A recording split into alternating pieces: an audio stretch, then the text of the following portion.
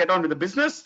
Guys, we're going to discuss the budget, but importantly, I'm not going to talk about, the importance of the allocations of, to a lot of sectors. I'll take you through a few things, very important things. We'll start with a talk on the state of the global economy, because when we are looking at our economy, when we are looking at our countries, we are looking at our economy, we need to appreciate that we are growing, and being the fastest growing large economy has its advantages. But the fact that we are growing in a world which is quite, uncertain, there is a lot of uncertainty around. Also, actually, should be put in proper perspective, that is proper context. I'm going to take you through the context as to what kind of a world are we growing at such a high rate, and not just the world economy. We look at the state of the Indian economy.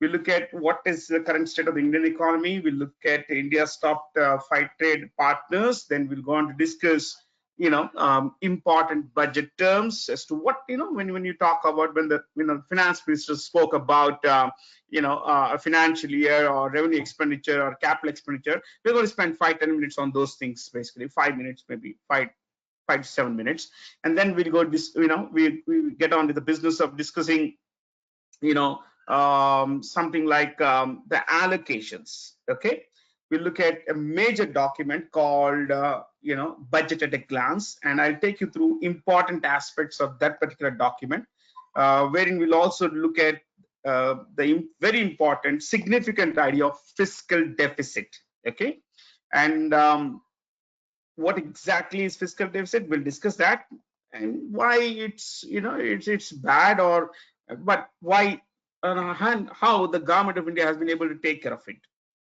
Now, post that, we look at certain measures in the budget. We look at taxation proposals. We look at indexation. I'll explain indexation to you. I'll explain angel tax to you, and we look at certain other aspects, whether they are good or not.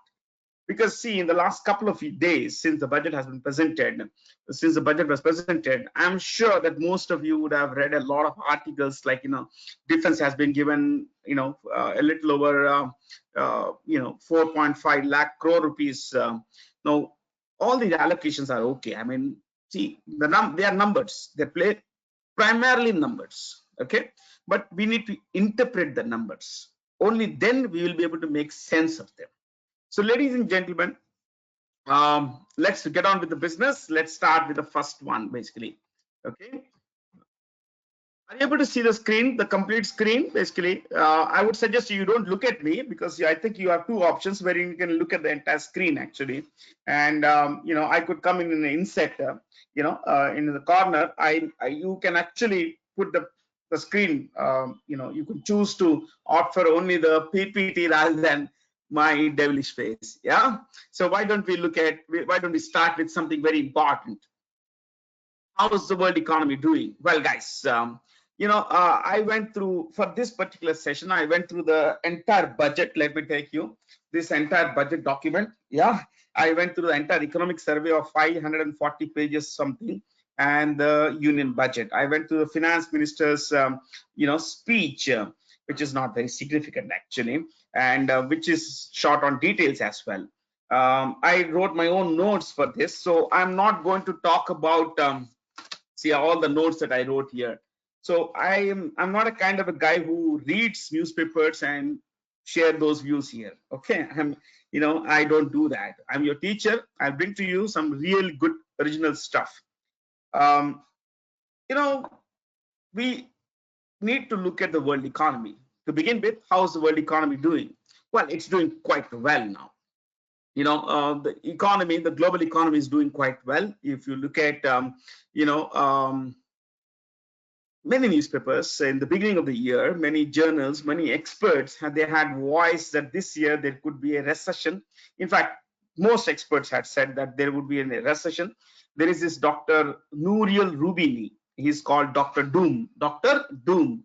Because this economist is quite, quite a pessimist actually, but he's world famous. When he speaks, people listen to him. So this kind of a guy, he said that, the American economy will go into recession. That is, for 2 consecutive quarters, the economy will contract. They will not expand. They will contract. They will produce less in the next 6 months than they had produced the previous year. That's what recession is. Now, but unfortunately for him and a lot of pessimists, the global economy is doing quite well. Now, let me take you to this. Basically, I'll bring to you a few things. So, the global economy, can I write here? I think I can write, is doing good enough. In fact, it's likely to grow at 3.2%. 3.2%. I think that writing is a bit, is a little sad actually. But anyway, my handwriting isn't great. But that's why I made this PPT so that you could, understand things better. So guys, the global economy, global GDP growth rate this year is likely to be around 3.1 to 3.2%. Okay? And next year is likely to be 1.1% more. That is around 0.33%. So between today it's 3.2%, and and next year it's going to be 3.3 or 3.4%, which means the economy is expanding. The global economy is expanding. While global economy is expanding, there are a lot of dangers around. Global growth in trade has not been very good. Global trade is not growing. Now, why is it not growing? Because of certain reasons. Despite the fact that there is high inflation. Now, why is there high inflation? There are a lot of factors why high inflation.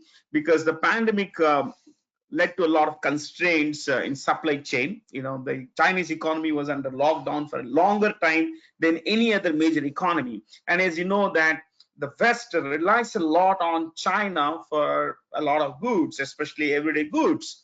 China also is a major supplier of raw materials. All these economies were raw materials as well as finished goods. So there were supply constraints from, especially from China. This also led to a rise in inflation. Okay. Now, please understand that this is not the only factor, that there was this disruption in supply chain. Supply chain disruption happened not just because of China, but also because of 2 other wars.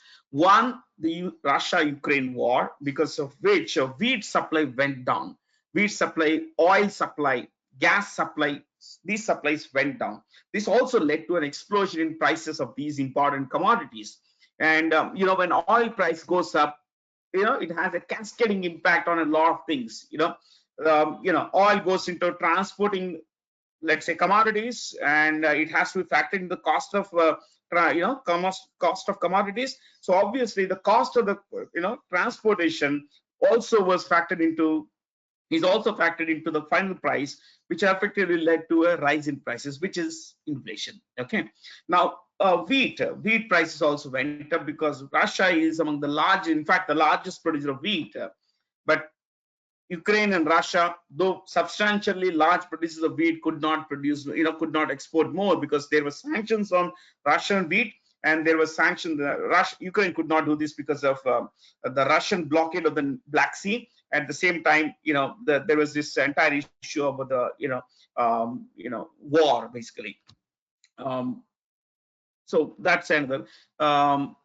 Third reason is the new war in West Asia between Israel and Hamas. So that has its own problems actually. Yeah, and because of which now Houthis basically, the rebel terrorist group basically in Yemen. It's attacking a lot of ships that are passing through the Red Sea, and a lot of ships pass through the Red Sea because that's the shortest possible route to go to Europe, and that's the shortest route that European ships, American ships could take to come to Southeast Asia, South Asia, and all. But unfortunately, the attacks have lengthened the time taken to transport goods, because the ships are going around the Africa. So, and this has also led to a rise in transportation cost. Plus the fact that there is a delay in transporting those goods and all. So this has led to high inflation. Plus the Americans The American government exploded in, by giving away free money to those people who were impacted during COVID. So a lot of people had a lot of money. They spent that money. There were no goods, so prices went up everywhere, basically. Okay, so there is high inflation everywhere, and because of high inflation, world over, central banks basically they tightened the supply of money. How do you tighten supply of money? How do you reduce supply of money? You reduce supply of money by raising interest rates.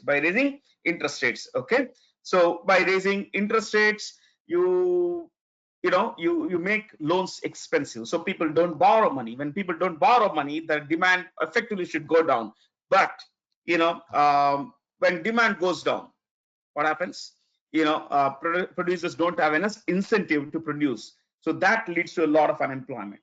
That leads to a reduction in economic activity, lack of employment, which has its own problems again. So it is a cyclical thing, my friends. Okay, so monetary tightening, again, as I said, higher interest rates. Yeah.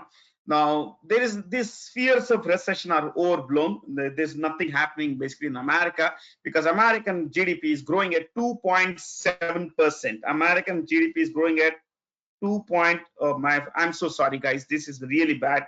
I actually, when I started I experimented with this, and this was very good. Actually, it wrote very well, but right now it's not writing well. Anyway, it's technology. It's all machines. They keep going bad all the time. So, guys, the American economy GDP is growing at 2.7%, which is phenomenally good because their GDP is quite large. They're a $28 trillion economy. 1 trillion equals 1,000 billion. Okay, 1,000 billion. So to take it further, 28,000 billion. How much is ours? Basically, 3,940. Take rough figure of 4,000 billion. This is 28,000. There is 7 times larger than ours. Okay. So they are growing, they are not contracting. They're producing more than what they were producing last year. So they are actually growing. So the fear of recession among large economies is not there. If you look at, yes, the UK, it suffered a recession for about 6 months, but that's about it. And the UK does not matter. UK is a tiny country, though historically it was a power, and today it's the 5th largest, 6th largest economy. It won't remain like that for a long time, my friends. Okay. These countries like France, Britain, Germany, they don't matter. Please understand, only 4 countries matter right now: the United States, China, India, maybe Japan. Yeah, politically I'm talking about. Yes, there is this problem as far as India is concerned. There is a major slowdown in China. Now, why China's economy is slowing down? Because of a lot of structural issues. And the most important thing is that nearly 29% of its GDP, gross domestic product, comes from real estate sector. And the real estate sector is in a very bad shape in China. Very, very bad shape. So millions of houses, home units, housing units are unsold, which effectively has meant that banks that had lent money, they are not getting back their money. People who had invested their money in buying those houses, they are not getting the property now. They are not getting assets. Yeah, because these are one is most of these households basically they are unfinished actually, because the companies that were building them, after borrowing money, they had gone bankrupt. So domestic demand in China is going down. They are not producing enough basically. So there are a lot of factors, but overall China is slowing down a lot. Do not trust the Chinese government when it says that, look, our GDP is growing at 5%. But the last year they said that our GDP went up by 5%. It could be somewhere around 2.5 to 3%, my friends. China is not a country you can trust. In fact, I will tell you something.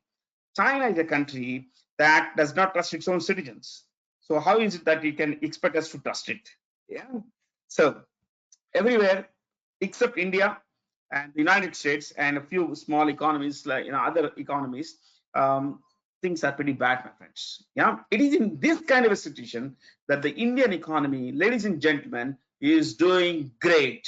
Okay, I'll put everything at one go for you. I have a box of information for you. Okay, here it is.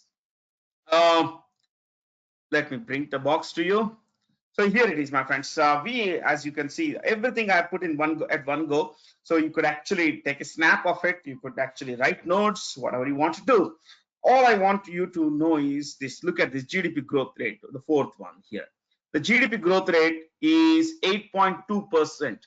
Last year, in the last financial year, that is April 1st, 2023 to 31st March 2024, that 12-month period that we call the financial year in India, that, ladies and gentlemen, is a period where Indian economy grew at 8.2%.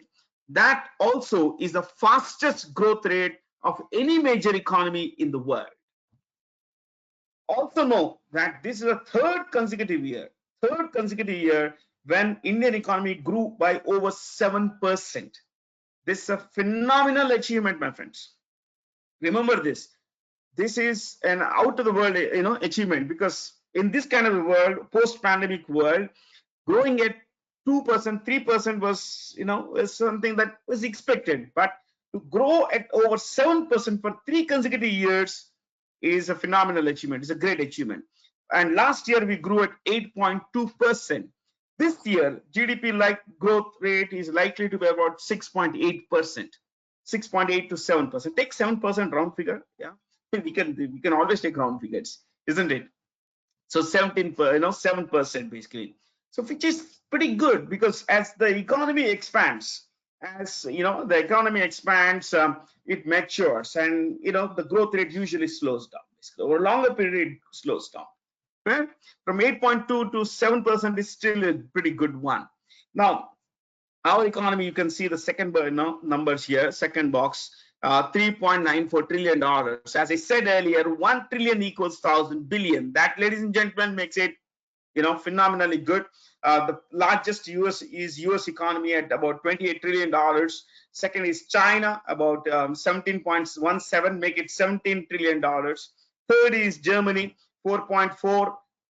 Fourth is Japan, 4.1. India is 3.9. So India will overtake Japan and Germany in the next 2 years, yeah, and will be the third largest economy in about 3-4 years now, yeah, which is a great achievement for our country, my friends.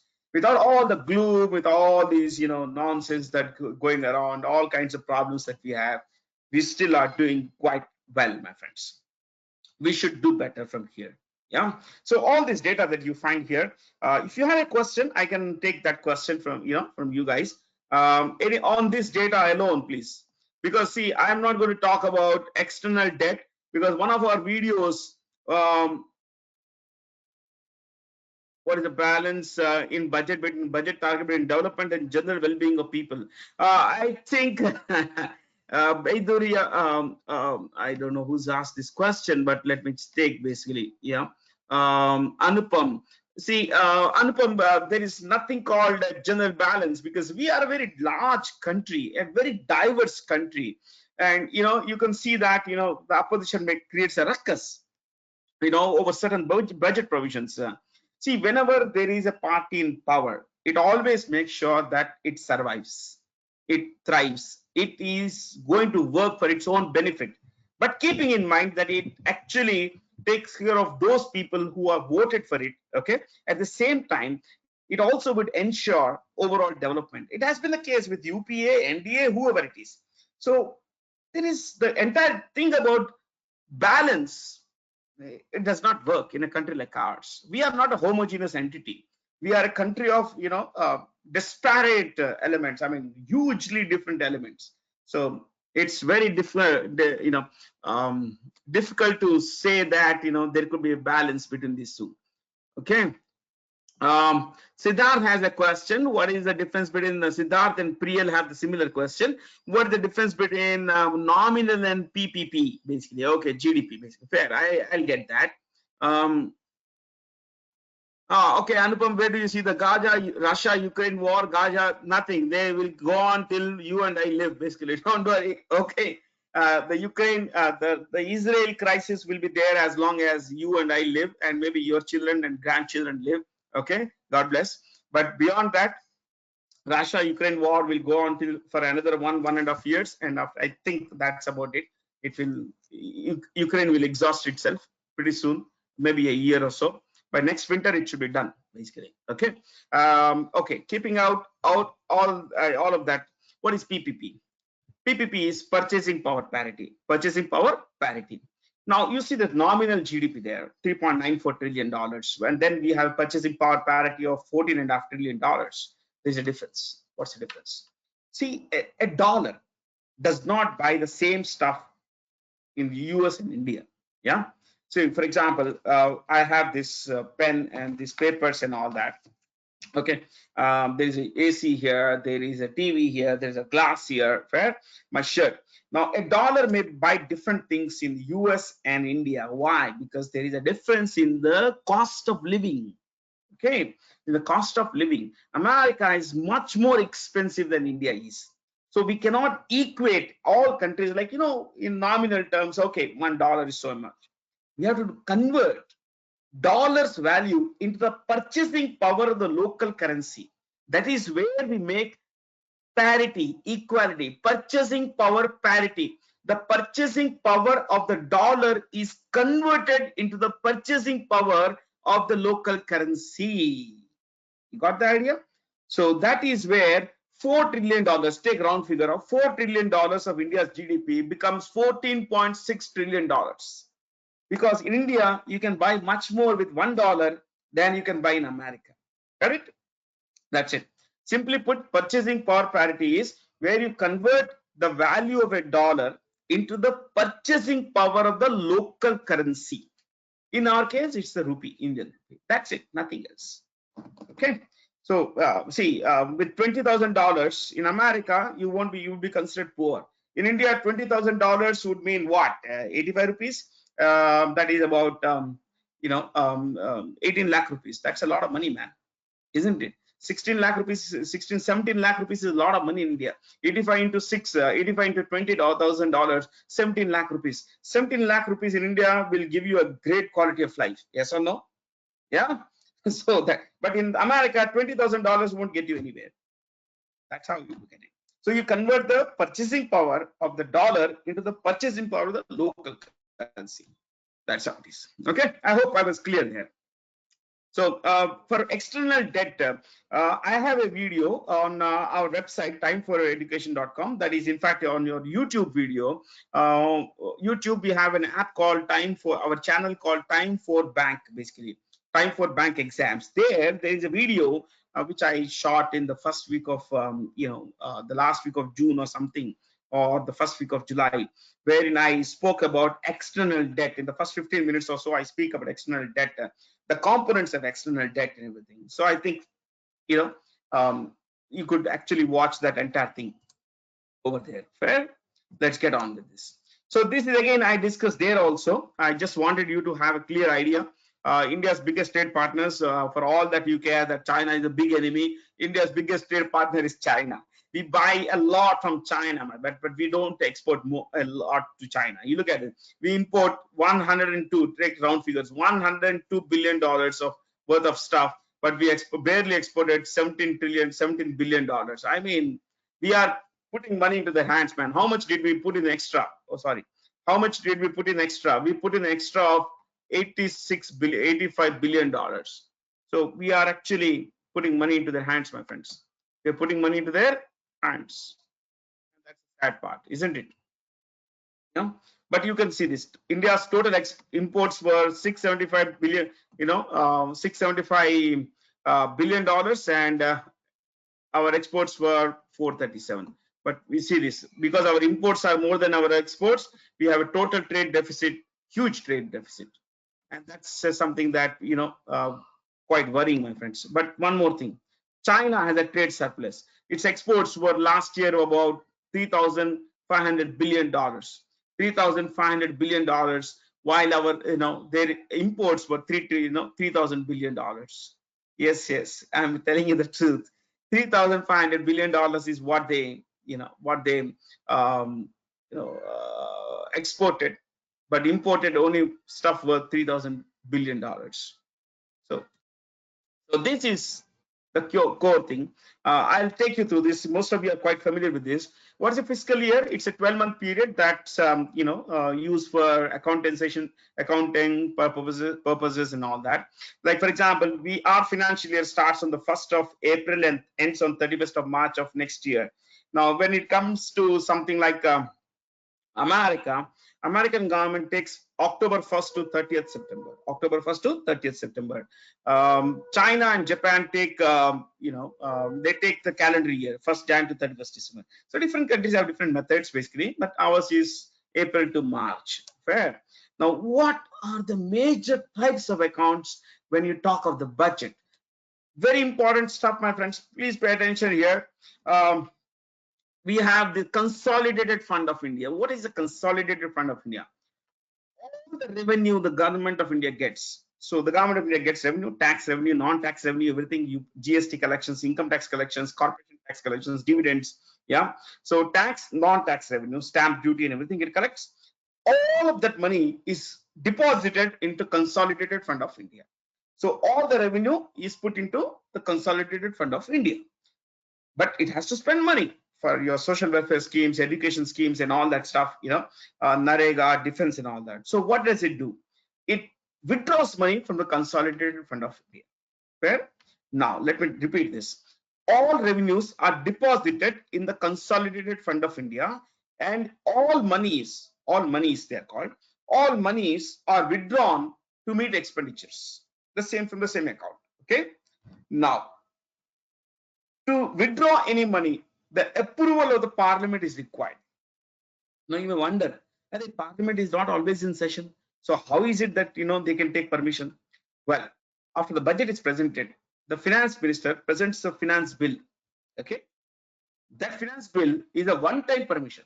Is a one-time permission from the parliament. Look, we are going to spend money like this. We need your permission. We need your approval. So the parliament passes the resolution, the finance bill, and that is how it, the government gets a blanket yes, withdraw money from the Consolidated Fund. That's it, nothing else. Fair? So all revenue is deposited here, all money is withdrawn to meet expenditures. Fair? Now let's look at other thing. Contingency Fund of India. What is a Contingency Fund of India?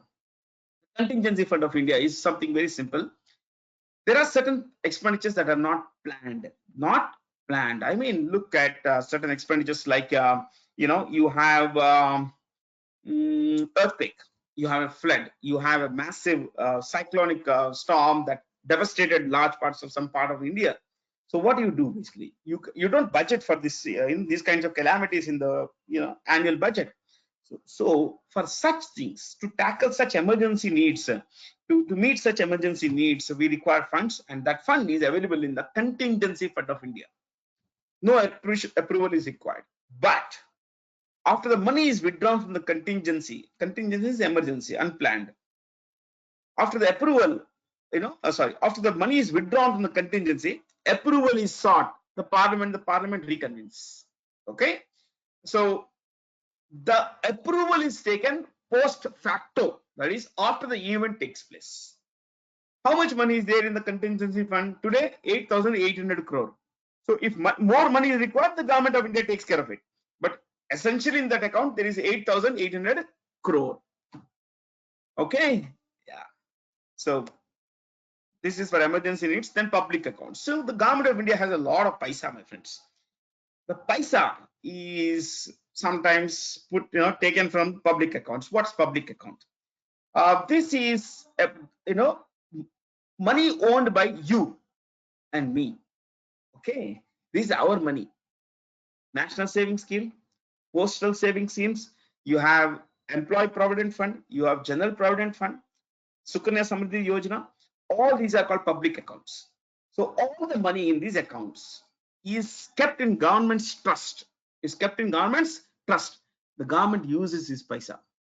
That's why it pays you interest. So when you say Sukanya Samriddhi Yojana has 7.6%, some postal scheme has 8% interest, some other has 7% interest. What is this interest for? It is for the interest. It is the interest the government pays you for using your money.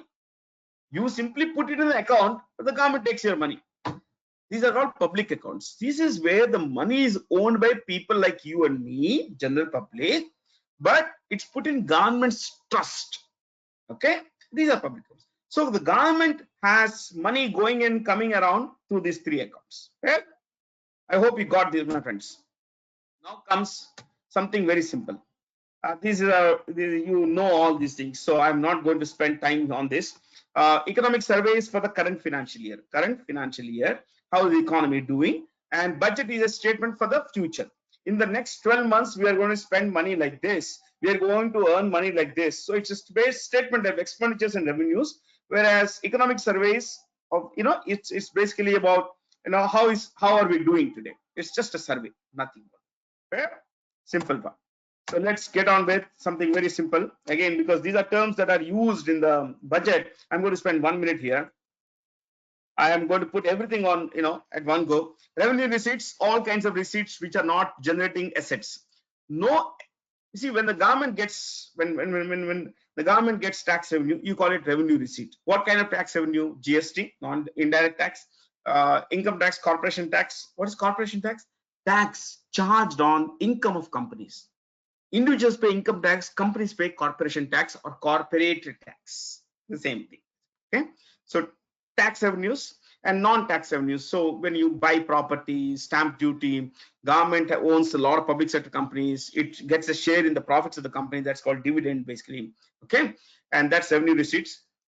Revenue expenditure is where it pays pensions, salaries, and everything. All kind of it does not lead to generation of any asset.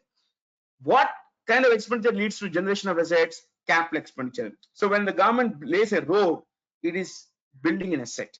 It builds a dam, it builds an airport, it's building an asset. That's why it's called capital expenditure.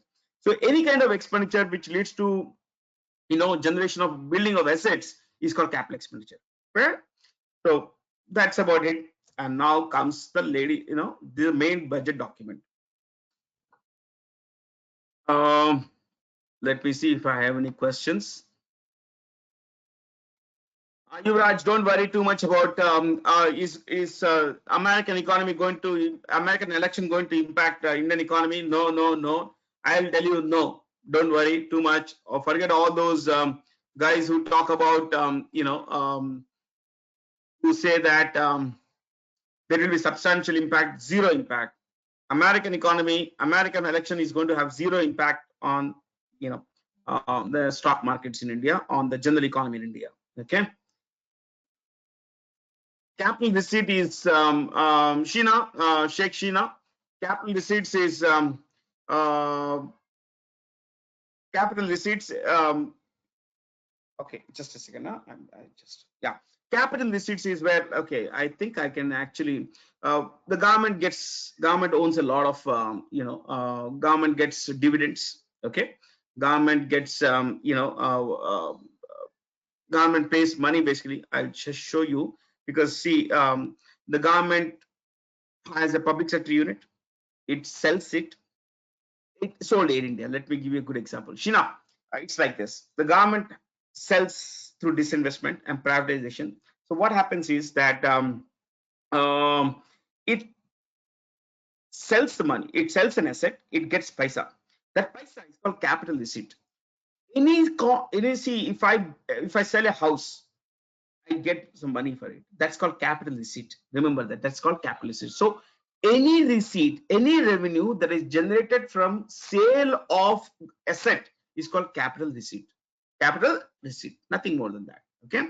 Sometimes we get paisa from outside, which is okay. I mean, we rarely get these days. We don't borrow much from outside.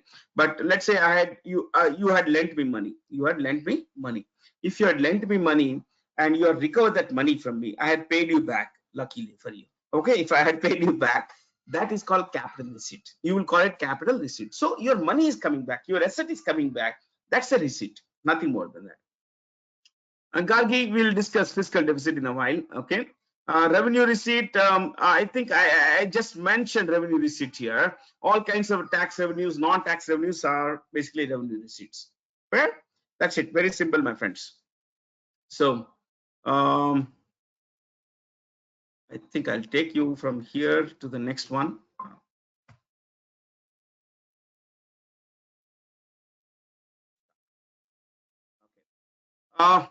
This is what is called the budget at a glance. Whenever I get a budget document in my hand, the first document I look at is this number, this entire box. This is a fabulous box, my friends. See, this will tell you everything that you should know about the budget. See, last year when the budget was presented on 1st February 2023, the union government made some estimates. The finance ministers made some estimate. What estimate did she make? That our revenue receipts, which includes tax and non-tax revenues, will be 26,32,000 to, look at this number. Okay, 26 lakh, take round figure, 26 lakh 30,000. But then they made an estimate like this is what we will earn in the next 1 year. But how much did they earn? They ended up earning 26 lakh 99,000. Take 27 lakh. They earned more than their budgeted revenue. That's why they had to revise it. So these are called revised estimates.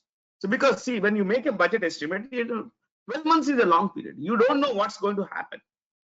No one thought the COVID would happen, isn't it? Yeah, something like that. So all kinds of estimates are just guesstimates. They are just conjectures, basically. So they are subject to revision. And here they look, 26 lakh 32,000 was revised to 26 lakh 99,000. Okay.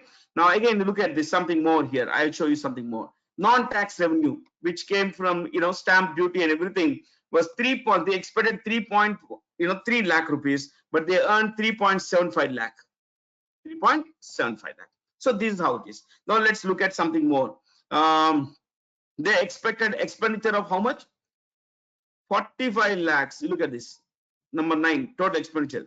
45 lakhs. I'm taking round figures. 45 lakh 3,000 crore rupees. Lakh crore rupees is what they expected. But they spent how much? Only 44.9 lakh crore rupees. So they are spending 13,000 less.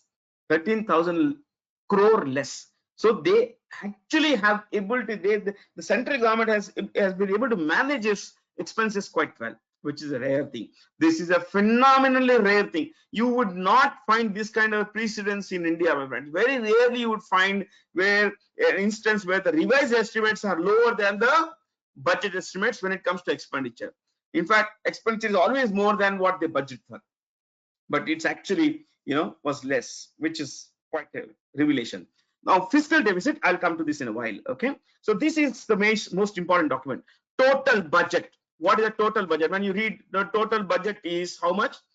The total budget expenditure this year is going to be 48 lakhs 20,000 crore rupees. Revenue and expenditure has to be the same now. See this, isn't it? You earn and you spend. Let me tell you something. See, let's say we are Udit, one of our friends here, Udit. Okay, Udit's family would have a family budget, monthly budget.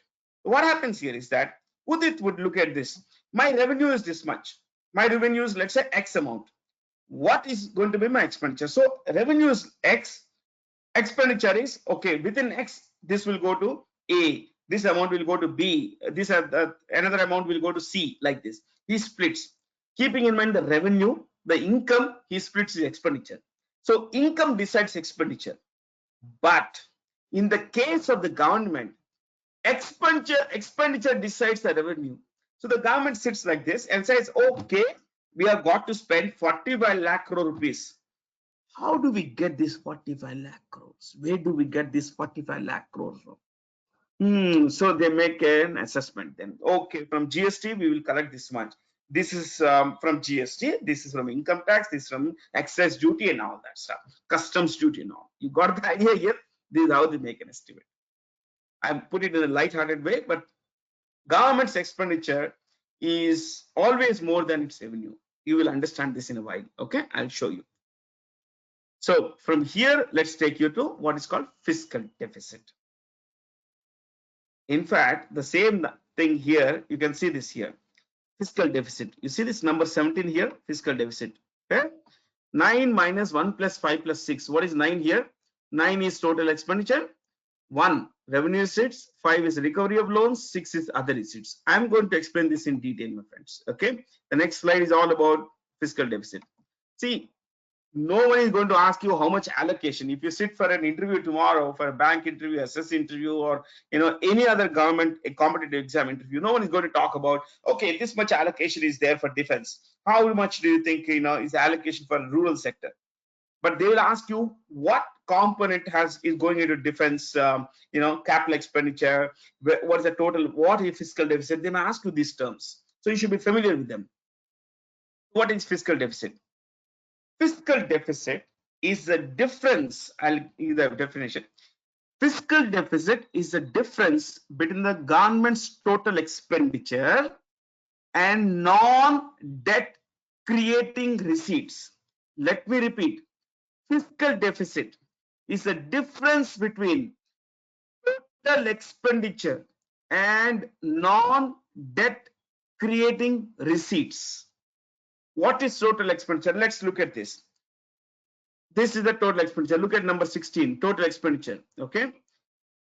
44 lakhs 90,000. We'll not even look at crore rupees. I think there is something. Yeah, it should be all figures should be in lakh crore rupees. Okay, but anyway, take even some number basically. 44.9 lakh crore rupees. That is the expenditure.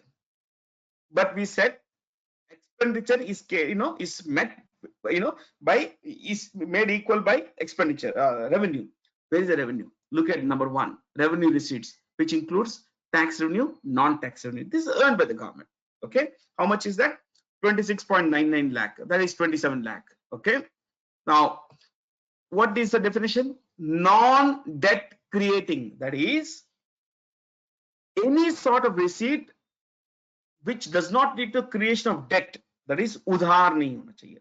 That is, if I if for example you look at recovery of loans, does it lead to any debt? Are you borrowing money or you are recovering money? You are recovering money. So here it's a non-debt creating receipt. Revenue receipts is non-debt creating. It does not lead to a to a debt. Okay.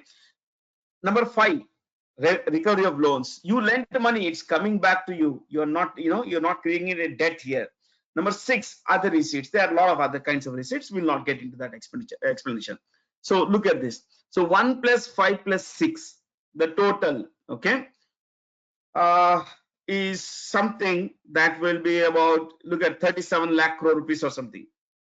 No, sorry, 27 lakh chiller amount basically. Because what is the difference now? You see the difference. The difference is this: 45 lakh, we are taking around figure 45 lakh crore minus 1, 5 and 6. So you got how much? This, ladies and gentlemen, is a fiscal deficit. This is a gap between total expenditure and total revenue of the government. The government's expenditure is 44.9. Its revenue is much less. So what will it do? It will borrow that money. This fiscal deficit is borrowing. What is it? Borrowing. The government of India is going to borrow 17.34 lakh crore rupees this year. This last financial year. It borrowed how much? 17.34 lakh crore rupees. That's a phenomenally large amount, my friends. But it's less than what is it? It's less than what they budgeted for. So they are actually spending less, or maybe they have earned more. The tax revenues are more. You see this here? Yes, the tax revenues are more. How? Look at this. The tax revenues are 26.32. Now it's revised to 26.99. But again, other receipts, they said 61,000, but they got only 30,000. So of course, overall, they are spending less. So they are borrowing less. Less borrowing is a good thing, my friends, because fiscal deficit is a very dangerous thing. Very, very dangerous thing. I'll keep it short here. Okay. Unless you have any specific question. I hope you understood this. Okay. The difference between revised and actuals. See, for example, Asia, the difference is very simple. At the time of making the budget, presenting the budget, there are some estimates. Okay, this is the kind of revenue we'll generate. Okay? Like for example, here, what is the revenue they were thinking of?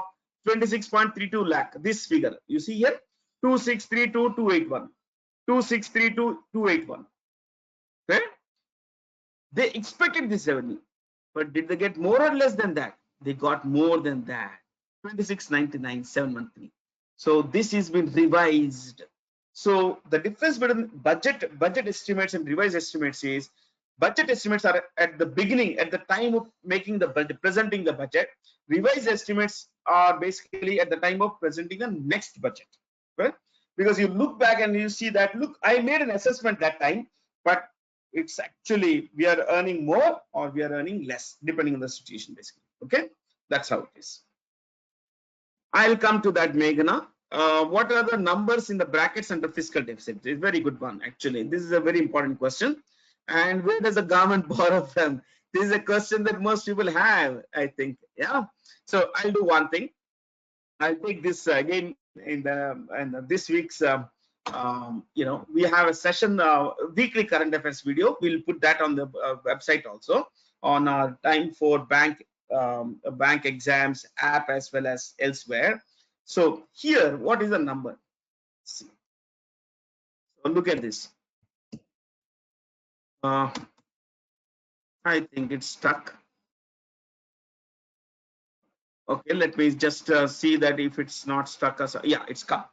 So the number is this. What is the something at the bottom I have written there? Nominal GDP. Nominal GDP is after, before inflation. Okay. Nominal GDP has been projected at what? 3 lakh. See this.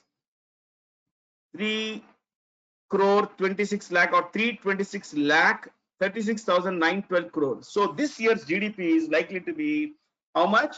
326 lakh crore rupees. We are going to produce goods and services worth 326 lakh crore rupees. That's the total amount of our goods and services. We are going to produce this kind of pen. We are going to produce that kind of fan, that kind of an AC, that kind of a TV. Yeah, this kind of a shirt, your laptop, whatever, basically. Okay, your phone. We are going to produce goods and services worth that much. Fair? 326 lakh crore rupees. But we are going to borrow some money. How much are we going to borrow? Look at this. We are going to borrow this year. We are going to, the previous financial year, we borrowed 17.34 lakh crore rupees. Fair? But please understand, this 5.8%, this amount is 5.8% of this amount. Last year's total GDP. Last year's total GDP. Got the idea now? That 17 lakh 34,000 crore rupees is 5.8% of last year's total GDP. This 16 lakh 13,000 figure you see here, 16 lakh 13,000. This year we are going to borrow, this current financial year, we are going to borrow 16 lakh 13,000 crore rupees. And that is going to be 4.9% of the total GDP this financial year. This is the financial year. This is the total GDP, 326 lakh crore rupees. So fiscal deficit is always measured as percentage of GDP. And the number in brackets you see is 4.9% of the total, 4.9% of the total GDP this financial year. Okay, that's about it. Nothing else. Nothing extraordinary there. So I should have actually put a star mark and said that bracket numbers in brackets are percentages of GDP, but I think I just missed that part. Never mind, I have explained that to you. Okay. So I hope you got this particular point. Yes. Let's look at how this is an important question. You could be asked this question. How did the government of India manage to keep spending at a lower level? That is, it actually targeted 5.9% fiscal deficit, but what is the revised estimate? 5.8%. You saw this here. You see this 5.8% here? Yes, the third column, revised estimate. So it is actually borrowed less. It has actually borrowed less, which is phenomenal, my friends, because every year the government borrows more than its revised estimate is usually more than its budget estimate. Okay, but here the government of India, the central government, has been very, very carefully spending money. When you accuse the government of India not being generous and all that, there could be truth in that, but there is a reason for that. So how did the central government stay within limits? The target, the next financial year is, see this, GDP is going to expand, but the target is 4.9% of GDP. We are going to borrow 17 lakh crore rupees, but that is going to be just 4.9% of the total GDP, this financial year, FY25. Right? Please remember one thing. This is just a guesstimate. It could be revised next year, okay, in the next budget. So the government has been pretty good at managing its money. So it's been a very proactive, very enthusiastic money manager. So look at this. It got more revenue than it anticipated. Higher GST collections, higher corporation tax, income tax collections and everything. Okay. So higher tax revenues, that is one. I showed you that in those numbers. Yeah. Then it actually generated higher dividends from the government of India. It got about almost 3 lakh crore rupees from the RBI, isn't it? Yeah, you must remember, I am sure you remember that the government of India got about 2.5 lakh crore rupees or 3 lakh crore rupees from the RBI's dividend. And when ONGC makes a profit, because the government of India owns 80% of ONGC, 80% of the profit, let me explain dividend. A company makes a profit. Part of that profit is divided among shareholders. So the government, so the company says, this is the total dividend we have declared. Okay? Now divide total dividend by total number of shares. You get dividend per share. Okay? Dividend per share. So that it's always easy to know if the government of India owns 80% of the shares of ONGC, it will get 80% of the dividend. You got the idea? So its dividends were very good. And you know what? The government of India actually pushes public sector units, paisa do, give us money, dividend, we want more dividend kind of thing. So this is how they get money. And public sector bosses also, like, they want to be in the good books of the government, so they give higher dividends. That's also true. Yeah, they spent less. I told you, they restrained, controlled revenue expenditure. This has been phenomenally good, actually. And this is especially in an election year when they could have been very generous with their paisa, isn't it? Yeah, they could have announced some free scheme and everything. You remember the interim budget? The government of India didn't give anything free, my friends. Means somewhere Prime Minister Modi and the BJP were quite confident that they will get back there, they will come back to power. Of course, it didn't really work out as per their expectations, but they did come back to power, yeah, with a reduced majority. So where does the paisa come from? Where does the government of India get its rupee, get its paisa? So the total budget expenditure is going to be, total revenue expenditure is going to be 48,20,512 crore rupees. Of this, every paisa of every rupee, 19 paisa comes from, 19%, 19 paisa comes from what? Income tax. Yes, my friends, income tax. Union excise duties. There are the certain few things on which there is union excise duty. Excise duty is always imposed on manufacturers. What is it? Manufacturing things, basically some goods that are open to that. GST is not applicable. Excise duty is applicable. Now, GST is indirect tax which everyone pays in India. See, this nonsense that your uncle will come and tell you that, look, I pay income tax. I am, I'm among the 2% in India who pay income tax. We run the government. We take care of the burden. Look, everyone pays tax. The Kambali at home pays income tax, not income tax. She pays tax. She pays GST when she buys a biscuit packet. Everyone in India pays tax. Please know this. Everyone. Okay. Yeah. So, but look, the GST revenues are going up now, and they are like 18%. 18 paisa in every rupee comes from GST. Corporation tax, I told you, it's a tax on income of a company. Tax on income of a company. That's corporation tax. And you look at borrowings. But look, all this is not sufficient. 19 paisa, 5 paisa, 18 paisa, 17 paisa, not sufficient. And before I explain borrowings, look at customs. Customs is the tax on imports and exports. Usually, imports. Customs is the tax on exports and imports. Very simple logic. Okay. What goes out of the country is tax. What comes from the country is usually taxed at a lower amount.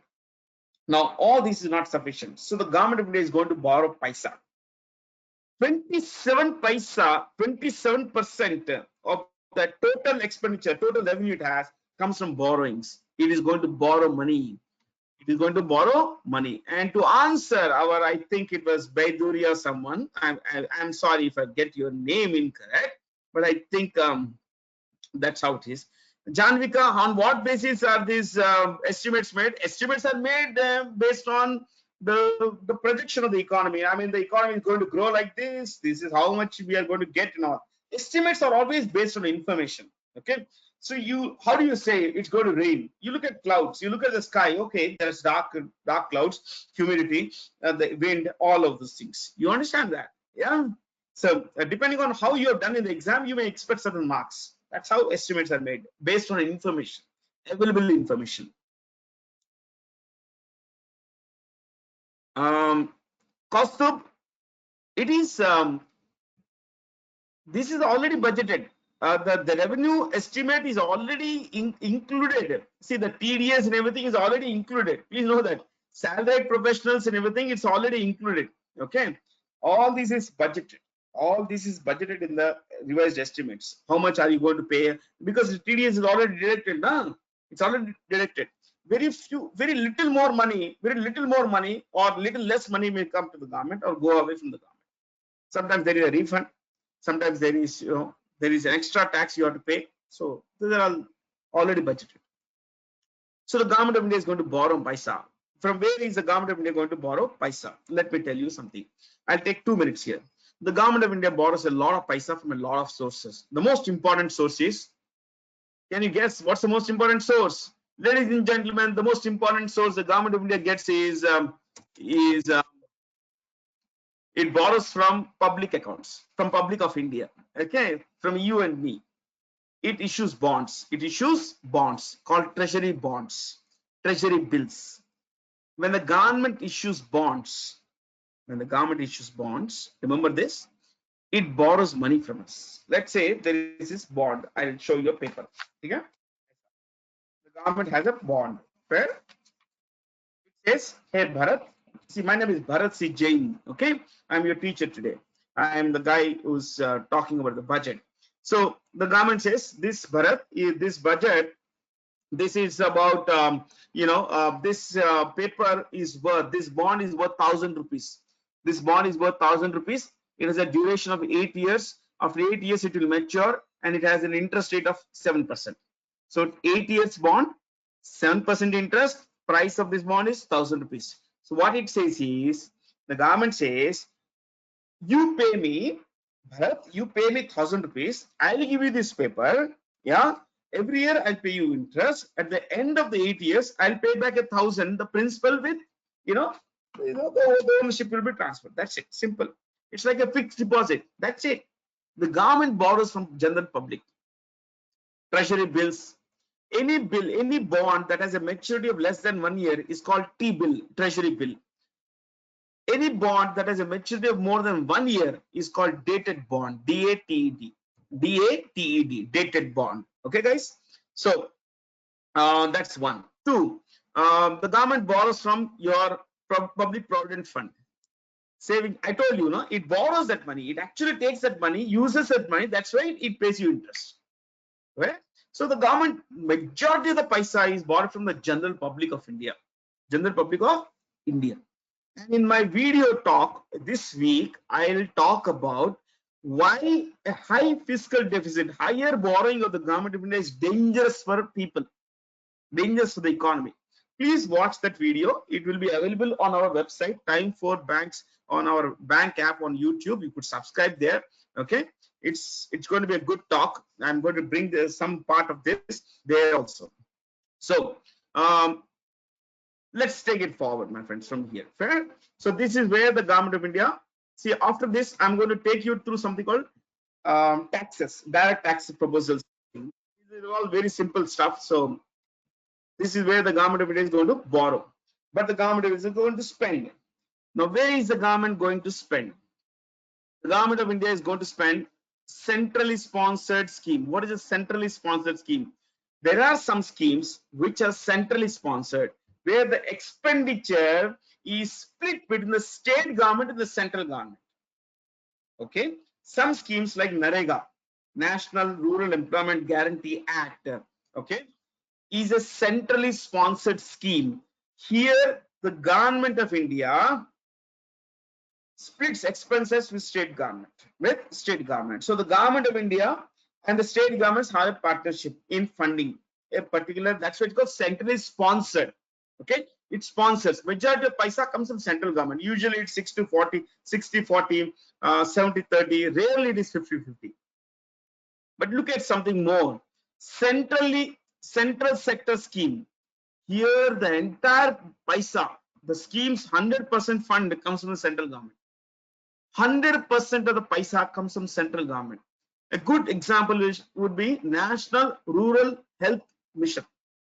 National Rural Health Mission is a central sector scheme where the entire paisa comes from central government. Okay? Now look at this.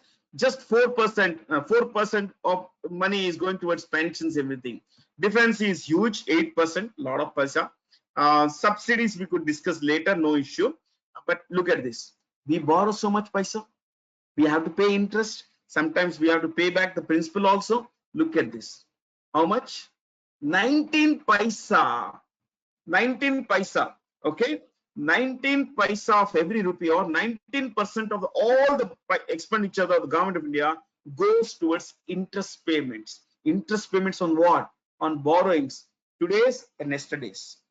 The government of India owes a lot of paisa. Owes a lot of paisa. So it has to pay interest on all that loan, all those loans. Okay. See, there's a lot to discuss.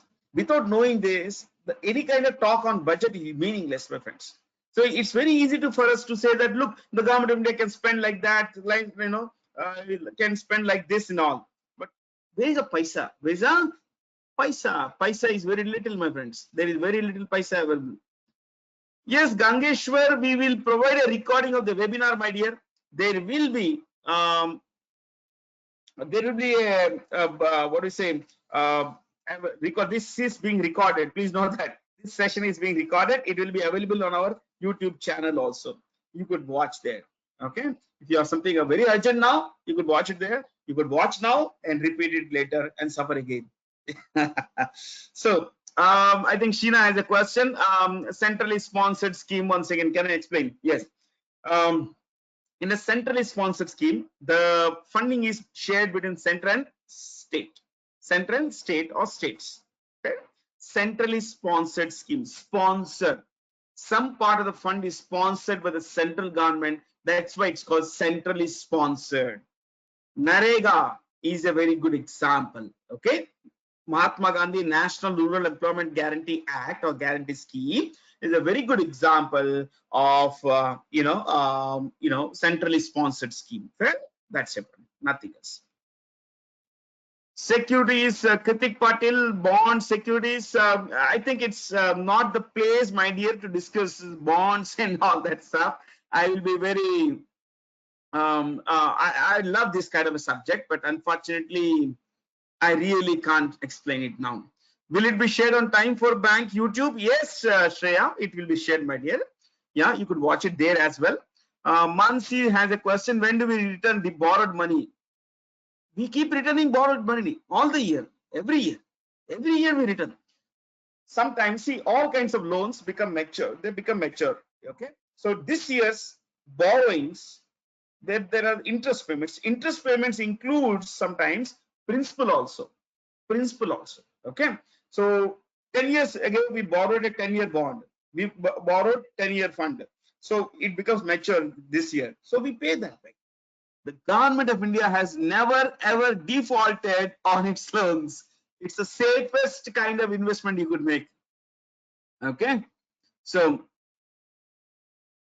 Aditya has some brief on states' share of taxes and duties. 42% is what the central government sharing with, what goes to state governments goes to SGST, state GST and everything is state paisa. It's state's money.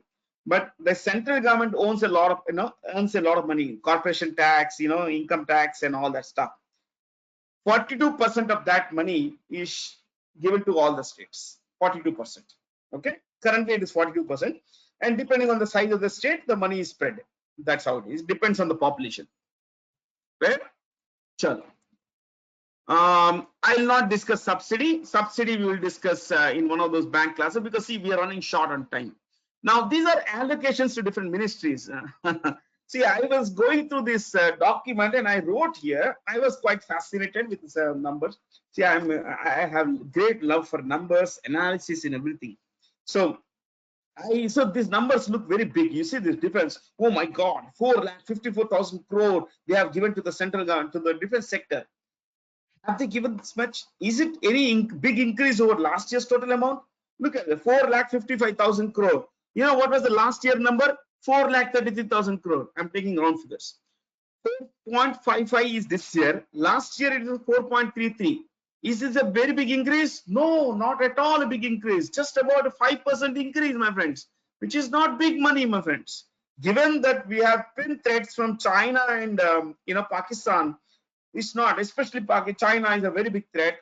This is not a big expenditure, but within this defense expenditure, there are pension expenses. There is salary expense. There is capital expenditure. Capital expenditure has increased. Capital expenditure on what? Buying new armaments, new tanks, new aircraft. That is buying assets for the defense sector, for the Indian forces. So that has gone up. That has gone up.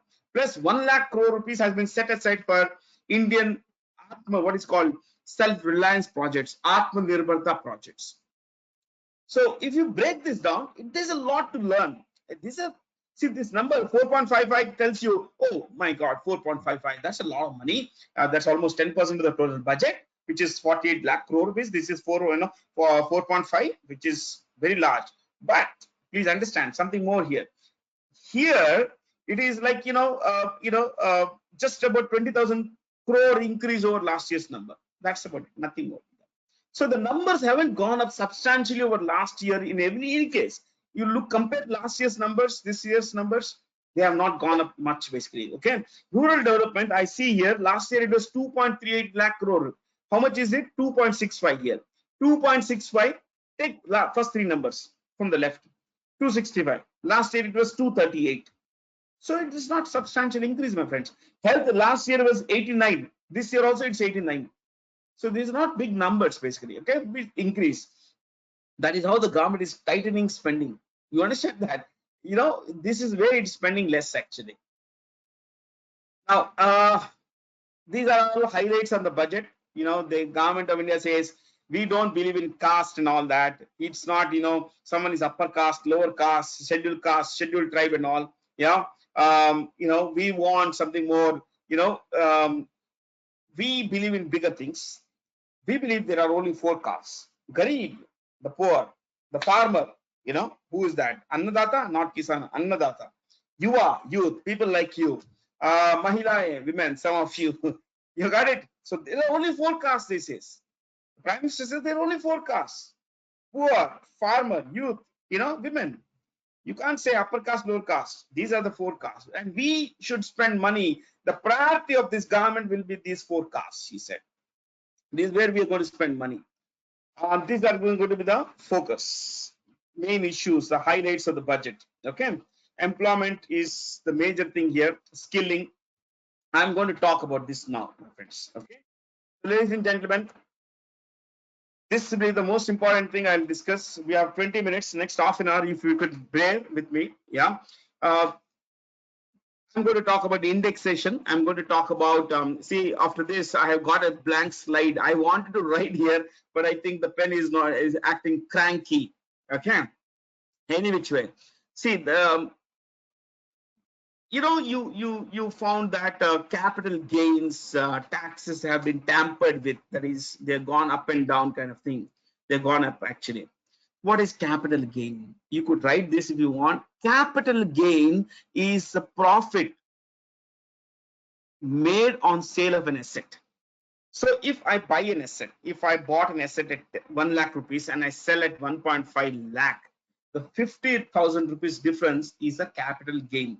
It's simply the gain or profit on sale of an asset. Sale of an asset. That's it, nothing else. It attracts different kinds of tax rates. Please know that. And depending on what kind of an asset it is, it has different, tax rates. For example, The government has said that capital gains on equity shares you buy, sell. One of these days in the bank app also, bank class, I'll talk about shares. Okay. See, if you have questions, please send them by email to info@timeforeducation.com. I will handle them. Okay. I have handled lots of questions. I have taken emails from people. I put them on the screen, on screens like this, and actually discuss them. Okay. See, the more you ask, the more you get. Since I can't take all the questions from you guys, I have taken a few questions and I have actually tried to answer. Okay.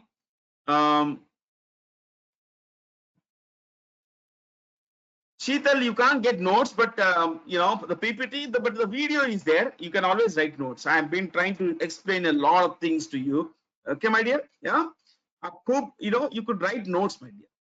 Okay, kid. Yeah. Please make sure you write notes. You could actually repeat this and then write notes. Fair.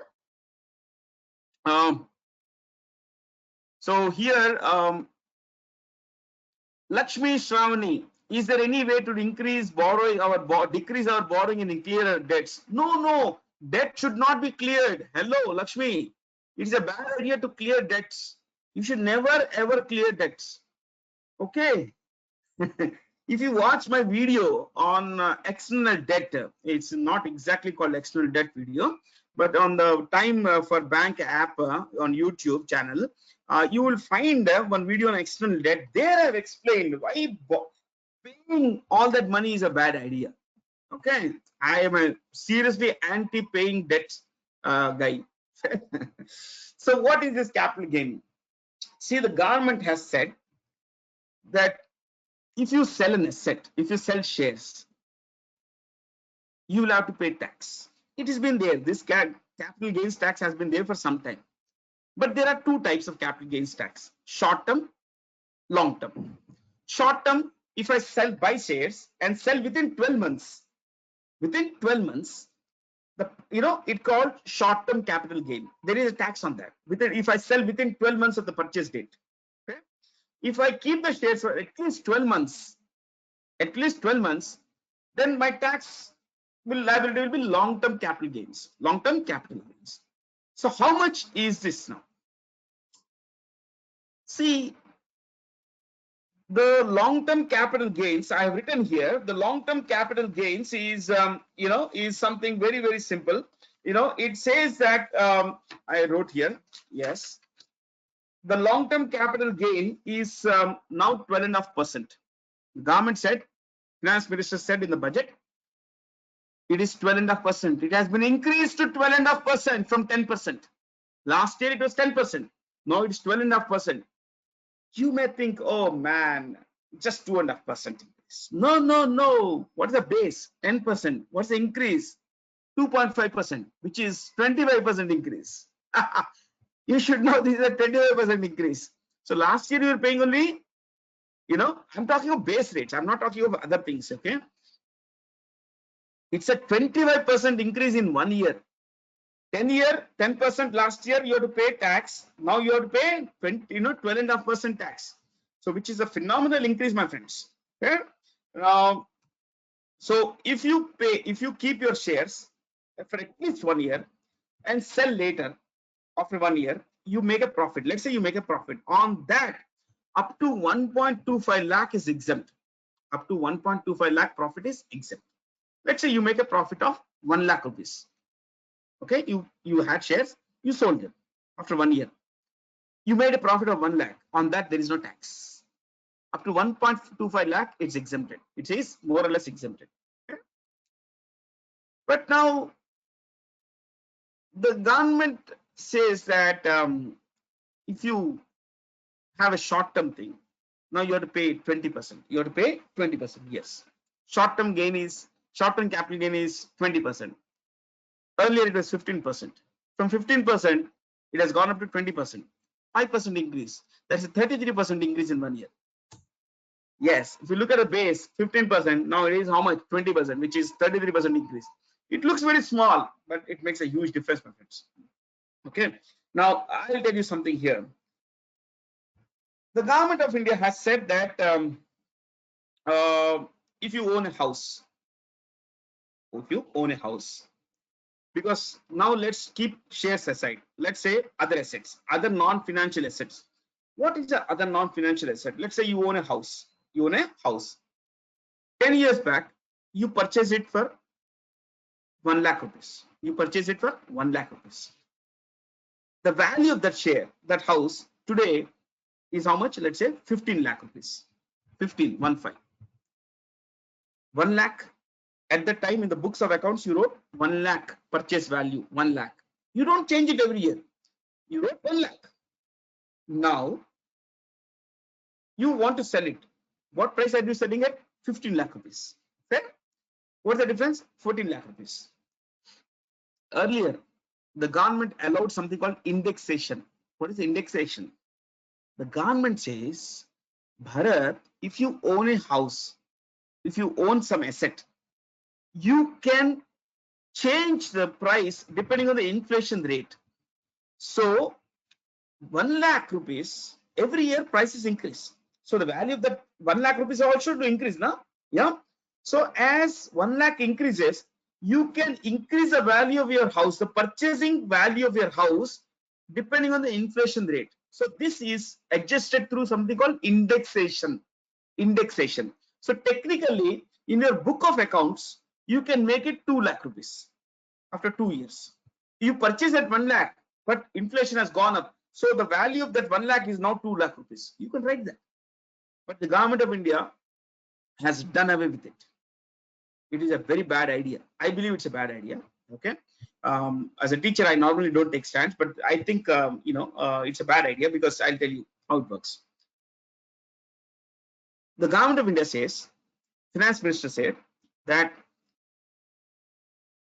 earlier 15 lakh, 1 lakh you purchased, you sold at 15 lakh rupees, difference is 14 lakh rupees. Yes. You had to pay tax of how much? What is it written here? Look at this. Sorry, 12.5%. Yeah, 20% tax. How much? 20% tax. Short-term gains is sorry, non-financial assets is 12.5%. Non-financial assets is 12.5%.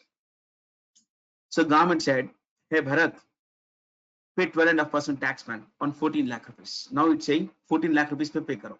You pay on 14 lakhs. He said, man, how is it possible, man? I purchased at 1 lakh rupees. The value of that asset has gone up. Has gone up. Government says, no, you have to pay on 14 lakh rupees. Earlier, under indexation, I could raise the value of the house. So I said, till last year, I sold at 15 lakh rupees. If I sold my house at 15 lakh rupees last year, and in the books of accounts, the purchasing value of the house was, let's say, 11 lakh rupees. Because of inflation, 10 years, it went up by, from 1 lakh to 11 lakhs. 11 lakh rupees, I sold at 15 lakh rupees. How much is that? Difference is 4 lakh rupees. Capital gains 4 lakh rupees. So I had to pay only how much? I had to pay, I had to pay, the rate is how much as, I had to pay 12.5%. That's about it. 12.5% on 4 lakhs is less than 12.5% on 14 lakh rupees, isn't it? But the government of India has its own method. Basically, it's a method in madness. Indexation is where you adjust the purchasing value of an asset to inflation. That's about it. Nothing else. The 1 rupee at that time, 1 lakh rupees was a lot of money. 1 lakh rupees was a lot of money. That's why you have been increasing the purchasing price of that house by indexing it to inflation. Yeah, the government says it's no longer available. You have to pay the tax on the original, the current sale price minus the original purchase price. The difference, you pay tax on that. You pay tax on that. It's a bad idea. It's a really bad idea. But then the government, you can't do much about, about these things. So indexation is simply where they index the purchasing price to inflation, nothing more than that. Now, one more thing is this, angel tax. What is angel tax? Angel tax is something very simple. Let's say you own a startup. The government says you are allowed to you're allowed to get money from outside within India and everything, capital. So someone is willing to invest in your business. Someone is willing to invest in a business. That's a very good idea. So you don't have the paisa, you don't have the capital, but you have a great idea. So you start a business. Someone else has paisa, the angel investor who is rich, who is investing their money in your business. So they invest. But the government raises an issue here. Government says, now this tax is not there, but the government says this. You know, whatever money is more than the fair market value of the shares, I'll explain this, okay? You have to pay tax on it. Companies were aghast. What is this nonsense? So let's say the value of your company is 100 crores. Someone is willing to invest 100 crores in your startup, 100 crores. You issued, because when they invest, you have to give them share. So you issue 1 lakh shares, 1 lakh shares at 10,000 rupees each. You issue 1 lakh shares at 10,000 rupees each. Okay? 100 crores. The government says, hey, no, it is wrong. The fair market value, it's called FMV, fair market value is 4,000 rupees per share. How can you issue at 10,000 rupees? So we believe it is 4,000 rupees per share. Yeah, you cannot sell at 10,000. But if you already issued, then what you do is, 10,000 minus 4,000. 10,000 minus 4,000 is 6,000. 1 lakh shares, 60 crores. You pay tax 30%, 30.9% tax on that. Yes, that's what the government would ask you to pay. I'm not kidding. So the government, you issue shares at 10,000 rupees per share.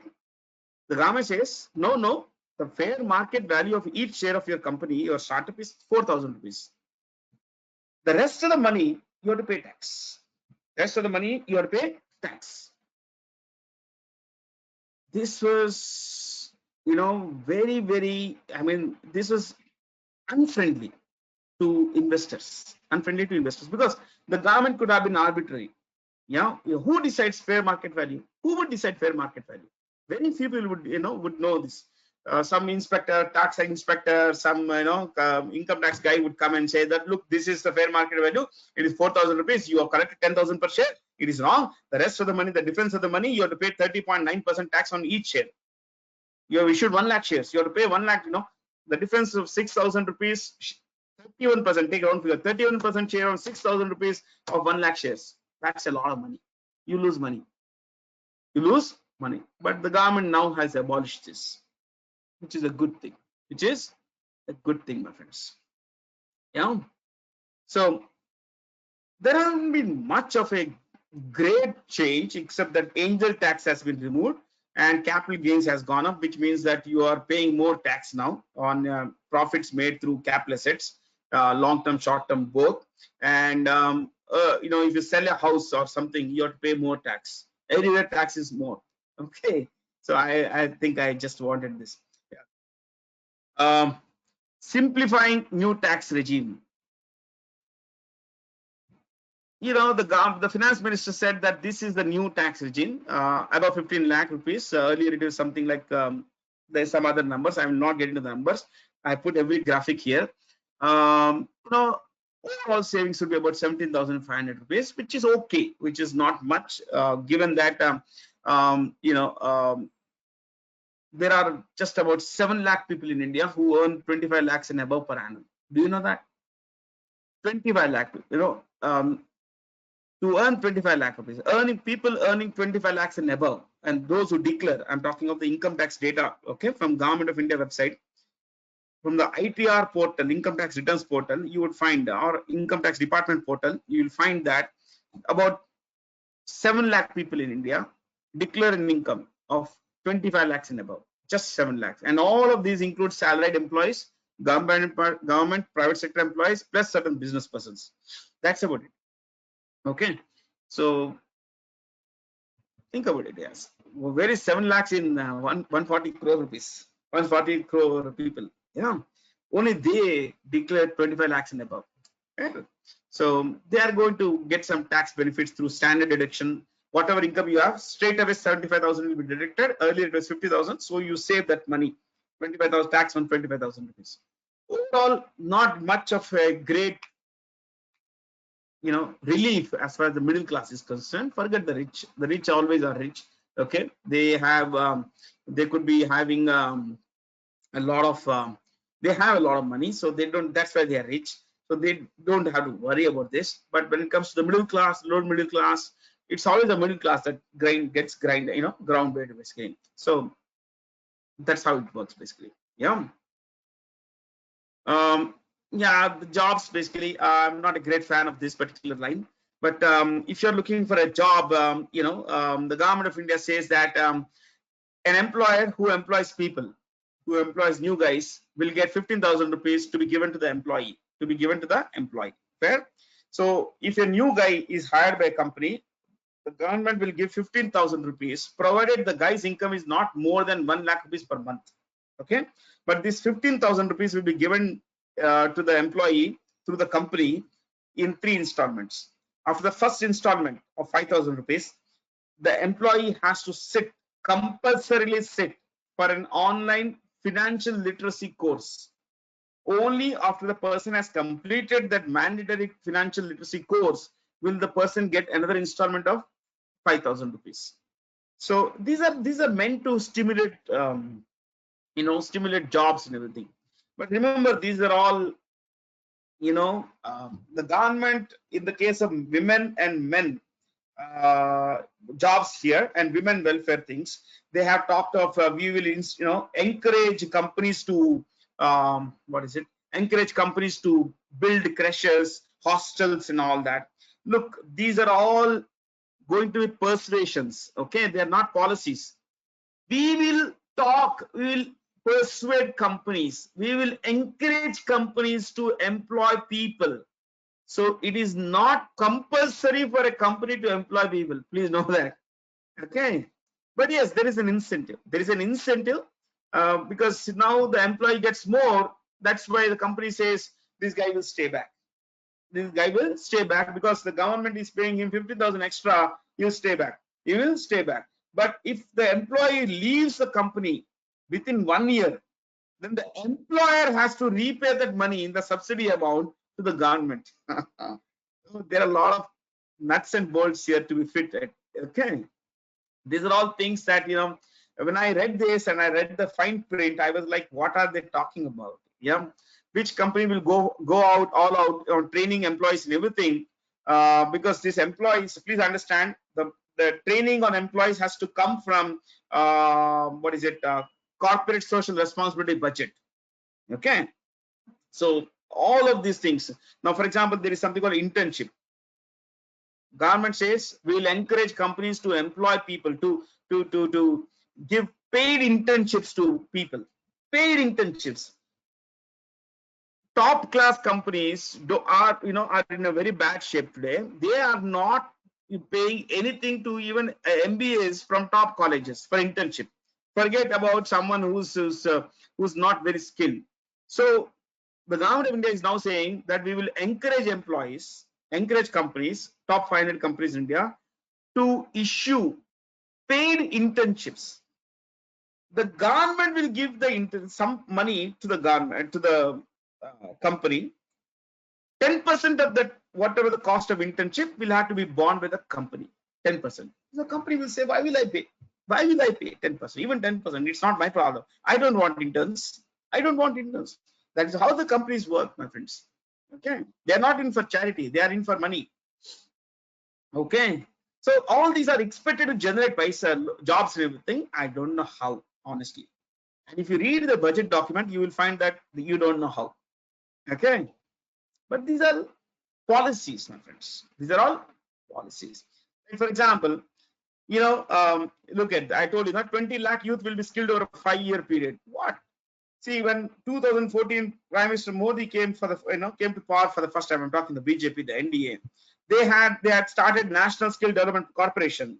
How many people did they skill in the last 10 years? Not less than 1 crore people. Because people to a large extent are not interested in skilling. I'm not kidding. Okay. So these are all good policy features. But intentions, while they are good, have to be measured by the outcomes. Where are the outcomes? There are no outcomes.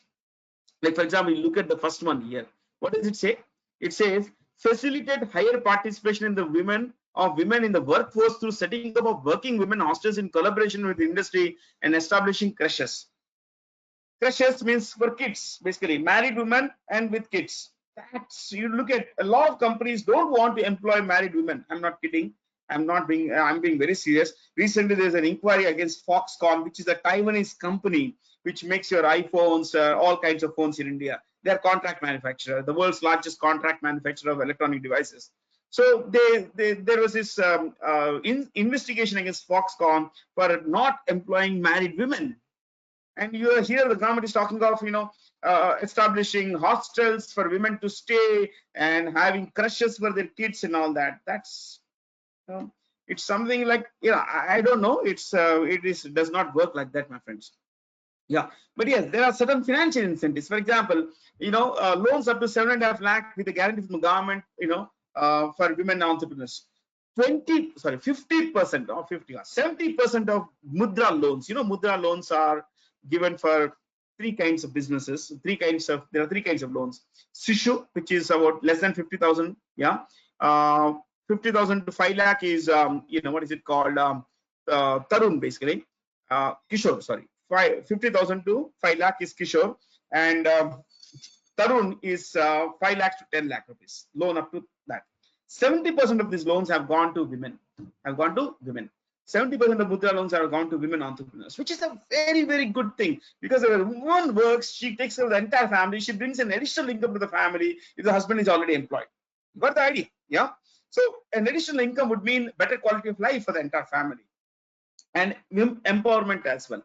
Yeah, women empowerment, financial independence. So there is a stake of the husband in ensuring that the woman goes to work because she brings an additional income.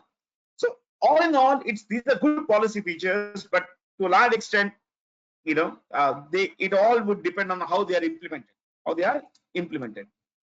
Okay, I'll take a few questions, and I think I'm more or less done here.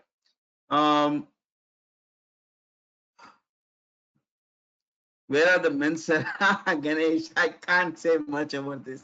Okay.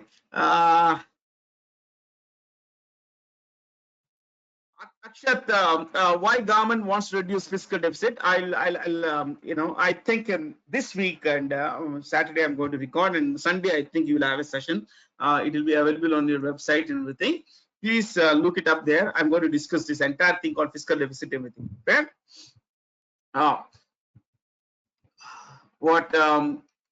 Anything else? Long-term and short-term gains, what is the difference? Well, the difference is something that like this, Sheikh. Anything below less than 12 months is short-term. Anything above 12 months is long-term. That's how in economics, it's always this way. Less than 12 months, short-term. More than 12 months, long-term. Okay? Yeah.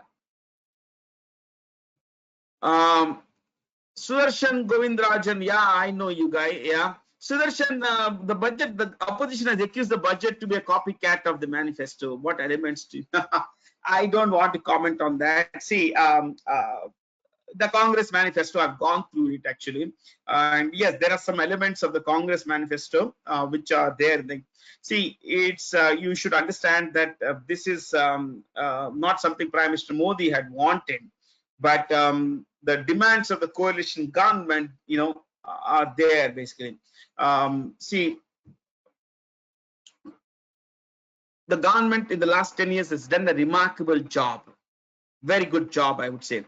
In the last 10 years, they have given millions of jobs, millions of, they built millions of toilets for those unfortunate people who did not have access to toilets.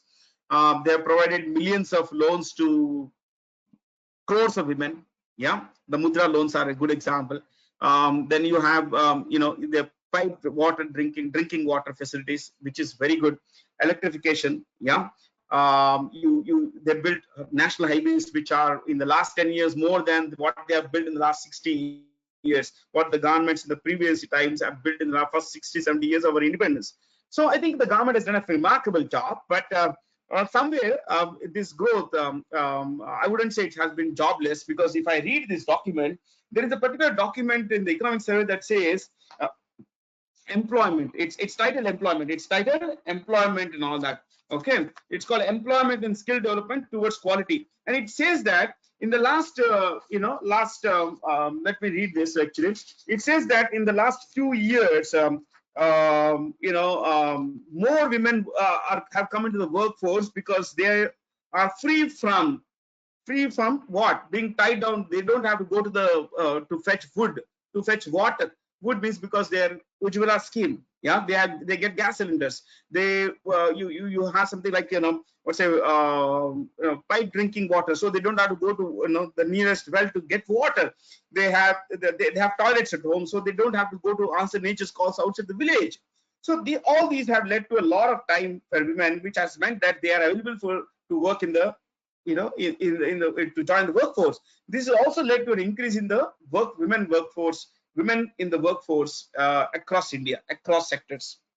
Okay, but there are problems, my friends. There are major problems as far as India is concerned, and you should understand that millions in the last few years, basically last 3-4 years after pandemic, unemployment has come down, substantially come down actually, because about 8 crore employee provident fund accounts have been opened. Who would open an employee provident fund account? Only someone who has a job, now, isn't it? You don't open an employee provident fund account just like that, isn't it? So there is hardcore data as far as the for the government to substantiate that, look, we have generated so many jobs. But India needs 75 lakh jobs every year. Where are the jobs? The jobs come from two things. One, government expenditure, government capital expenditure by building roads, airports, and everything. Second, see, the government has done a remarkable job, as I said, in the last 10 years. But now the private sector has to do the job. The private sector will employ people only if it sees business opportunities. See, as I told you in the jobs, in the case of these 2 slides on jobs, why will a company employ people if it does not see growth? It does not see capacity expansion. It does not see the need to employ people. So when it sees profit, okay, I'm going to make money by expanding my business, but for which I need employees. So let me follow this, and I also get government subsidies. I'll get government money for my employees as well. All this is good, but companies are not willing to invest. So the private sector capital expenditure has been very slow in the coming, my friends, and that's a worrying factor, my friends. Pretty worrying factor. So I think it's something that's quite that has occupied the minds of both the finance minister and the prime minister. So they have been pushing the private sector to spend money. Yeah, I guess that's about it. No, Kanishka, we will not discuss STT, my dear. Okay, securities transaction tax. We will discuss that some other time in one of those videos. Why steps are not being taken seriously to bring out the actual number of people earning more than 25 lakhs? Well, how do see? It's very difficult to quantify who is earning. The government of India knows who is earning, but I'll tell you why the government of India is okay with black money. I'll tell you something. Okay, I'm not talking of central government like NDA, or I'm not talking of UP. I'm talking of governments. Why are they okay with people earning black money? See, black money, unfortunately, in India pushes the economy. Black money leads to a rise in demand for real estate, flats and everything. What goes into building a flat? Steel, concrete, cement, railings. You have electric cabling. You have a lot of other stuff that goes into building a house, isn't it? Yeah. So you create demand for all of them. When you create demand for all of them, you are creating essentially jobs. When you're creating jobs, basically you are putting money into the hands of people, isn't it? And they have purchasing power when they have income. When they have purchasing power, they demand goods and services, which again lead to explosion in jobs in other sectors like tourism, like hotels, like entertainment places, cinema halls and everything. Yeah, your maid comes home because you are employed. Now you have comfortable income and everything. You buy TVs. You got the idea. So this is somewhere the government of India is okay with it. Okay. So I think FDI in India has decreased. FDI all over the world has decreased. Why it has decreased? Because there is a lot of uncertainty. There is a lot of uncertainty around the world. Okay, interest rates in the US are very high. When interest rates in the US, this is the last thing I'll talk about. Okay, this is the last 3 minutes. You can bear with me, my friends. Then I'll wind this up, my friends. Okay. I think you still 100 plus people are over, more than 100 people are here, but I understand you have been very patient with me. Yeah, I hope you learned a few good things today. You could always leave the feedback by emailing info@timeforeducation.com. Okay, guys. But see why FDI is going down. FDI everywhere in the world is going down. Now, why is it going down? Because the interest rates in a lot of markets, especially in the US, are very high. Now, when interest rates are high, you should know the US is a risk-free market, much less riskier than a market like India. Okay, so what is happening here is that money they have, a mutual fund or something, they are investing in America, because which is much safer. They are buying American bonds, they are putting money into the American economy. So they get, let's say, 5% interest there, much less risk. Okay, and whereas they bring to India, they may earn 7%. But what is happening? There is risk in India. There's a lot of risk. Okay, so they say risk and budget for 3-4% difference. I don't want to move my money, so I'll keep it there. That's how it is. Okay, so risk is a major issue as far as India is concerned. Okay? Aditya, overall opinion on the recent budget, good or bad? No, I don't have opinions. I'm your teacher, man. I'm your teacher, and as a teacher, I don't have opinions. I would say some parts are good, some are not good. There are always things that one could do better, and that I think the government has done a remarkable job in the last 10 years. But of course, there are a lot of things that need attention. I did not discuss Bihar, Andhra Pradesh, because they are there all over the newspapers. So I'm not going to. I normally don't discuss these things. Okay. Can you explain what is that? Can you explain center sector scheme? National rural. I gave an example where this is national sector scheme is where the entire paisa is given by the central government. National Rural Health Mission, the primary healthcare center, the vaccination, everything is taken care of by the government. All things, the entire paisa comes from the government, central government. I'm talking of central government. So that is how they spend money. Okay, measles, vaccination, rubella vaccination, diphtheria, all this is central government. I'm talking of government sector. Okay, government hospitals and everything. Okay, guys. So I hope you learned a few good things today, and the budget is okay, not good, not bad. There is nothing extraordinary about it. It's just a budget. One last thing, only in India we make a hype about budget. Please know that. Nowhere in the world the budget is such hype like this. Okay, in India, even the guy who does not pay income tax will talk, oh my God, he will come on Facebook and become an expert on pay, income tax over the on the budget day. So this is how India is. We are a country where where financial literacy is very low. You understand that? Forget budget. Financial literacy itself is very low. But luckily, things are changing. Things are changing. Like digital literacy has gone up. A lot of people have Jan Dhan accounts. 55 crore people in India have bank accounts today. I'm talking of the poor who could not afford, who were not allowed to open accounts because they did not have certain what we say documents and everything. Now you can open a bank account just like that. And how much money is there in these 55 crore accounts? Yeah, nearly 2.5 lakh crore rupees. Earlier, this 2.5 lakh crore rupees was saved by the poor people, at home or with some money lender or basically at some place. Yeah. Now it's in the public sector banks and other banks. You understand that? So that money has come into the system. That money has come into the system, which is good, which is very good, my friends. Okay. So there are a lot of slides after this, which I put together on the highlights of the budget. But the highlights on the budget, the presentation, everything, you can always look up later. Okay. So I guess that's all about that's from me, my friends. Thank you for being here. Thank you, all of you. So is there any one single question that I can answer? Akshat Srivastava has left, but he has had a very good question. Is GDP the best way to measure a country's progress? No, certainly not, Akshat. Yeah, and it is for everyone basically. GDP is not a growth. I think the better way is per capita income. Per capita income.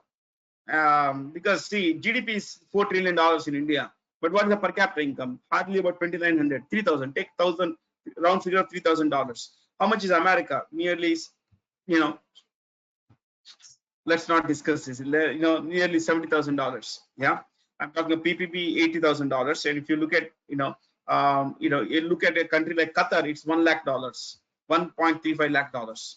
That's a lot of money. Yeah, but please understand, $3,000 in India translates into 85.